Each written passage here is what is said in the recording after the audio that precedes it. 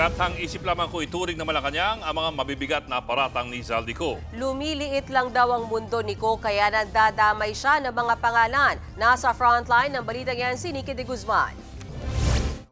Kasinungalingan ng mga pahayag ni Zaldico. Ito ang iginiit ng Malacanang matapos idawit ng dating kongresista si PBBM sa issue ng 100 billion peso insertion sa 2025 national budget.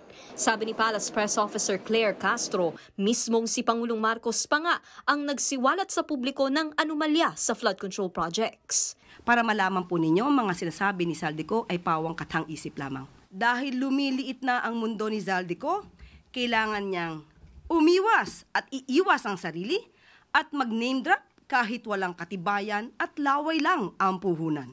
Nakarating na raw kay Pangulong Marcos ang mga akusasyon ni Ko. Tingin ng palasyo, mas marami pa rin ang galit kay Ko. Hinamon siya ng Malacanang. Mas magandang umuwi siya rito at kanya po itong isalaysay. Dito mismo sa bansa, harapin niya ang kaso niya, humarap siya sa notaryo publiko. Nalihitimong notaryo publiko. Hindi kung saan-saan lang nakukuha. Para naman mapatunayan niya ang kanyang mga akusasyon.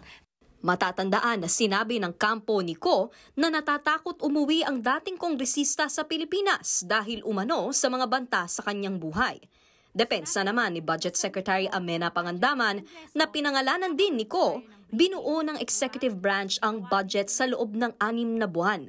Oras na mahawakan ito ng Kamara, hindi na raw pwedeng makialam dito ang Pangulo.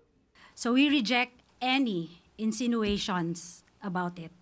The BICAM is purely under the power of the legislature. Ipinagtanggol din ni Navotas Representative Toby Chanco ang Pangulo. Katunayan, sa isang meeting daw noong 2024, pinuna pa nga raw ni PBBM si dating House Speaker Martin Romualdez sa umano'y maling paggamit ng pondo. Ayon sa Pangulo, wala na raw natitira sa mga proyektong prioridad ng gobyerno. Sabi niya, kayo dalawa ni Saldi, kuha kayo ng pera sa executive. Wala na akong nagagawa dyan. Ayon naman kay Senate Blue Ribbon Committee Chairman Ping Lacson na namamahala sa flood control hearing sa Senado, walang bigat ang mga pahayag ni Ko. Wala, na-raise yun. Kwento. Hindi naman siya under oath eh. Pumunta siya rito, mag-take oath siya, at sabihin niya yung statement niya, then yun ang may probative value. Sabi naman ng Department of Justice, magagamit lang ang mga pahayag ni Ko kung isusumite ito bilang ebidensya sa mga reklamo laban sa kanya. Kailangan din malaman kung kailan at saang lugar kinuha ang video. Ang video po kasi iba yung iba yung rules on admissibility for photo electronic evidence.